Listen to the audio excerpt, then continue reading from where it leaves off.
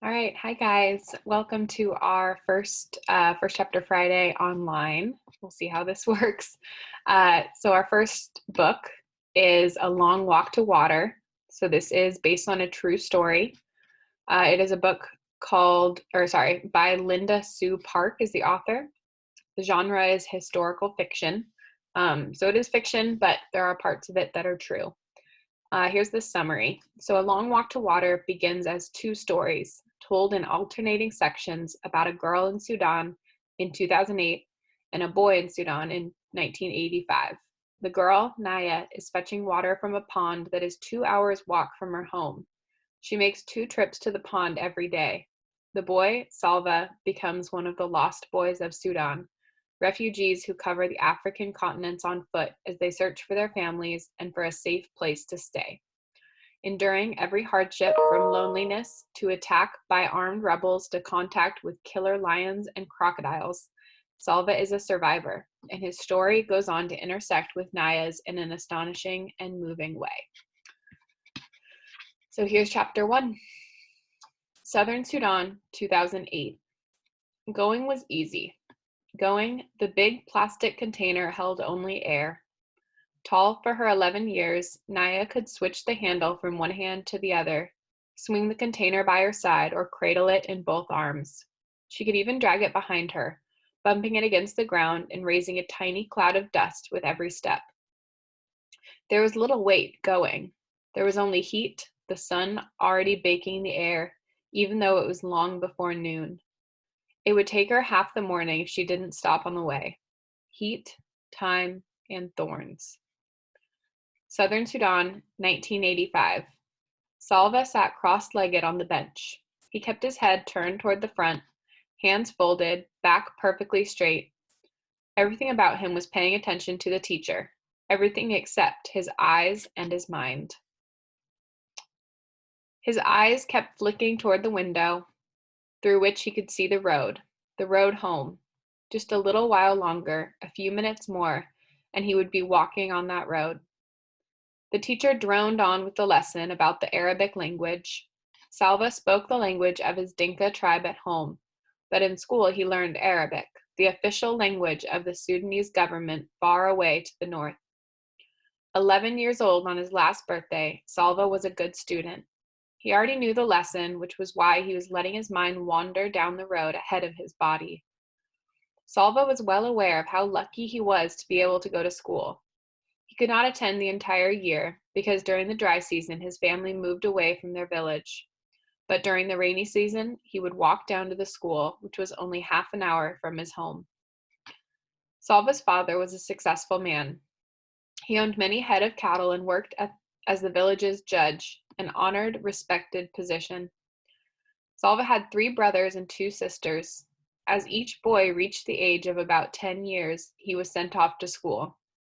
Salva's older brothers, Arik and Ring, had gone to school before him. Last year, it had been Salva's turn. His 2 sisters, Akit and Agnath, did not go to school. Like the other girls in the village, they stayed home and learned from their mother how to keep house. Most of the time, Salva was glad to be able to go to school, but some days he wished he were still back at home herding cattle. He and his brothers, along with the sons of his father's other wives, would walk with the herds to the water holes where there was good grazing. Their responsibilities depended on how old they were. Salva's younger brother, Kuol, was taking care of just one cow. Like his brothers before him, he would be in charge of more cows every year. Before Salva had begun going to school, he had helped look after the entire herd, and his younger brother as well. The boys had to keep an eye on the cows, but the cows did not really need much care. That left plenty of time for play. Salva and the other boys made cows out of clay. The more cows you made, the richer you were, but they had to be fine, healthy animals. It took time to make a lump of clay look like a good cow. The boys would challenge each other to see who could make the most and best cows. Other times they would practice with their bows and arrows, shooting at small animals or birds. They weren't very good at this yet, but once in a while they got lucky. Those were the best days, when one of them managed to kill a ground squirrel or a rabbit, a guinea hen or a grouse, The boys' aimless play halted, and there was suddenly a lot of work to do. Some of them gathered wood to build a fire. Others helped clean and dress the animal. Then they roasted it on the fire. None of this took place quietly. Salva had his own opinion of how a fire should be built and how long the meat needed to cook, and so did each of the others. The fire needs to be bigger. It won't last long enough. We need more wood. No, it's big enough already. Quick, turn it over before it's ruined. The juices dripped and sizzled. A delicious smell filled the air.